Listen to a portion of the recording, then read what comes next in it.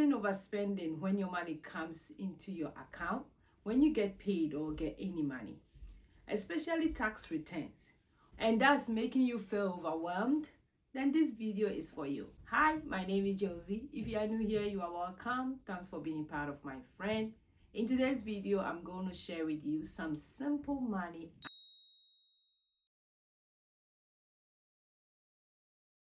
If you are new here, hello, how are you doing? I hope everybody is doing very well.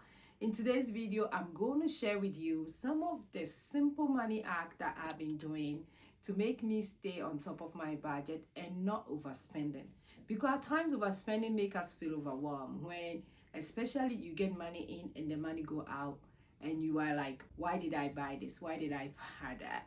And that's for real. It's one of the money anxiety that a lot of people get. But it's hard for us to talk about it because you did spend the money, but you didn't have a structure, or you are just spending because you have to spend. At times it become a habit. At times too, it's not intentional.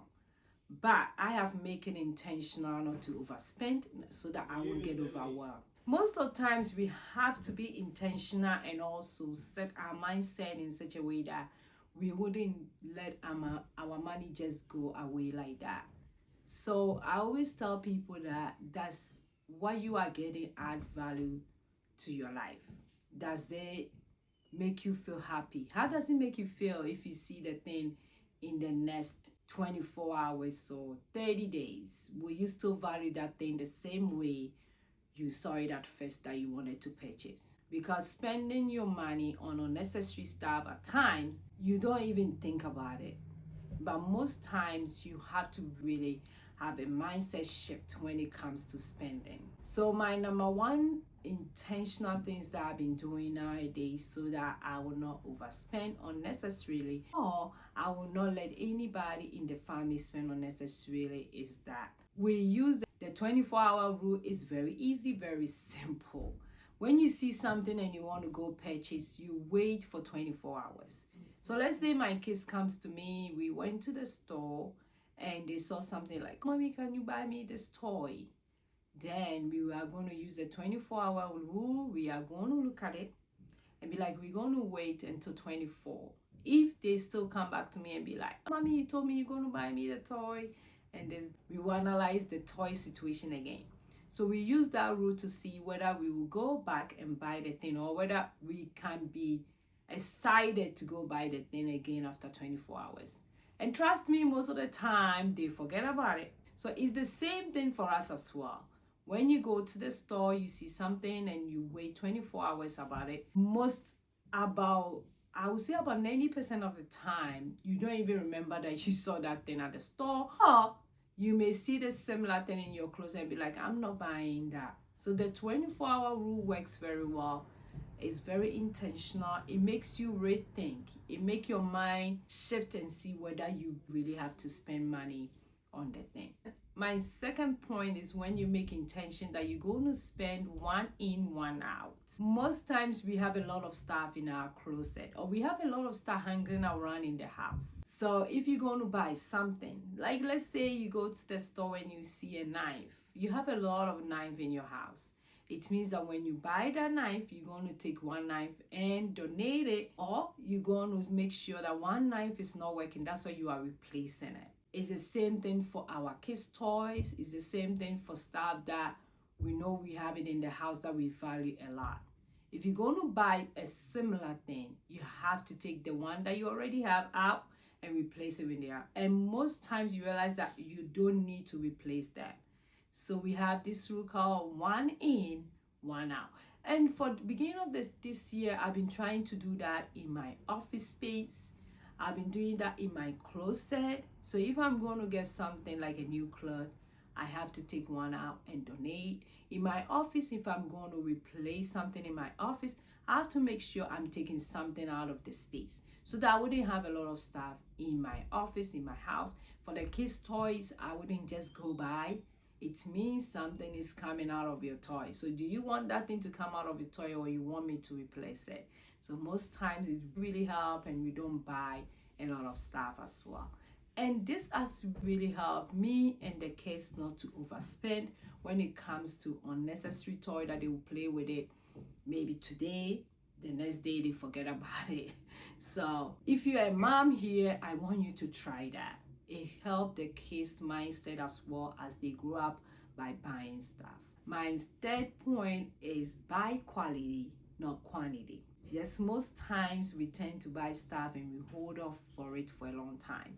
So why are you not buying the best stuff, the better one, instead of buying just anyhow and it will get broken or you can't use it again for the next month or two?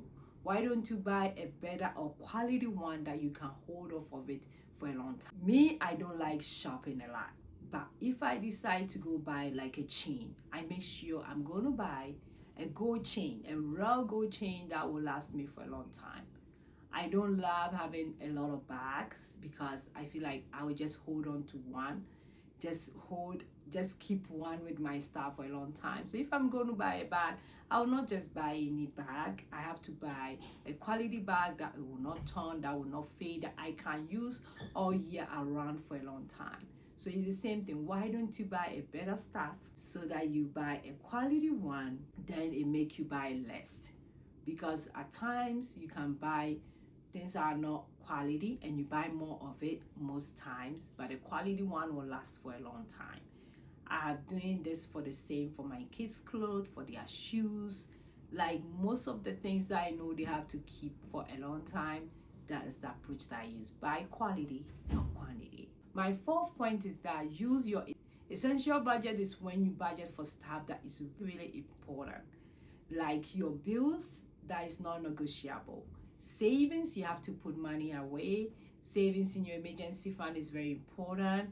Investment is very important. Then anything else, nope, we're going to cut it. So you budget for what is really bring you joy to you and your family, or just for yourself. You don't just budget anyhow and put money down for something that it will not bring you joy. So when you are doing that essential budget, you make sure that the stuff that is in that budget, that's what we're going to stick to it. And that really helps so that we will not overspend on unnecessary stuff. If it's not in the essential budget, it means that month we are not spending money on nothing else. We are only focusing on the essential budget. And this is what I've been doing recently.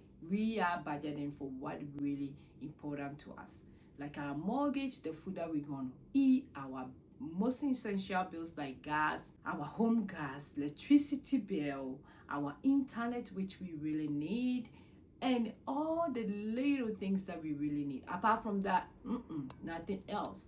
Subscriptions for Disney, no, it's not important for us right now, so that one is cut. Subscription for other things that the kids has to use for their entertainment is not important for us, so that one is cut. So we only budget for what is essential, and I urge you to try that, and it will make you not overspend to get overwhelmed. My next point is the fifth one, which is track joy, not just the dollar. If you are somebody who budget a lot, you may have to be also tracking your expenses, tracking what goes out from your paycheck, your budget, your bank account, everywhere. I urge you to track joy. Tracking joy means that you are tracking what is most important. So if you see something that it didn't bring you joy, it means that next month we are not going to repeat to buy that thing again. So you have to track what brings joy into your family. For me, for financial peace that bring me joy is when I'm able to pay off my bills. My mortgage is paid off. We have enough food to feed the whole family. That brings me joy. So when I'm tracking my expenses and I see that mortgage was paid, yes, that's a check. Oh, we were able to feed everybody a piece, that's a check. So I track joy, I don't track the dollars. So when you are tracking your expenses and you see unnecessary spending, that didn't bring joy. So next month, we are not going to do that. When you are tracking your expenses and you realize that you spend a lot on fast food that month, and you're like, it wasn't even healthy. The food did not even taste good. So why do you have to repeat the same thing the following month? So track joy, not just the dollars. My next point is a bonus point, actually. It's the last one. I want you to practice gratitude daily. If you are content with what you have and you are grateful and you are thankful for the small things that you have, you are always not overspending, because bringing more stuff doesn't mean it's going to make you happy. So if you are gratitude, you practice that, it means that you are content and you will not overspend on some stuff that it doesn't bring you gratitude. You have to appreciate what you have in your house is enough. It doesn't need more stuff, trust me. So practice gratitude daily, and that's what I've been doing. I look around my house and I'm like, I'm so grateful that I have this on my table today. I'm so grateful that my kids are not sick today, so I don't need to go buy them more toys. I'm so grateful that I have food on my table. I'm so content with a lot of clothes in my closet that some of them, the whole up to now, I haven't even wear them. So these are little things you have to be grateful about so that you will not buy more stuff. Gratitude kills the need of more stuff. So practice gratitude today and you will see that your overspending habit does not go over the roof. All these acts that I'm sharing with you, that I have been practicing intentionally, is making me have a space for peace, a purpose, and also a better finance. And it has also helped me towards working my financial freedom. So I hope it will help you as well. So if you like this video, don't forget to click on the subscribe button and the bell beside it so that you don't miss any of my video. Leave in the comment which of the point was your favorite one, and I would love to hear from you. I will see you in my next video. Go and be grateful and practice gratitude today. Bye bye.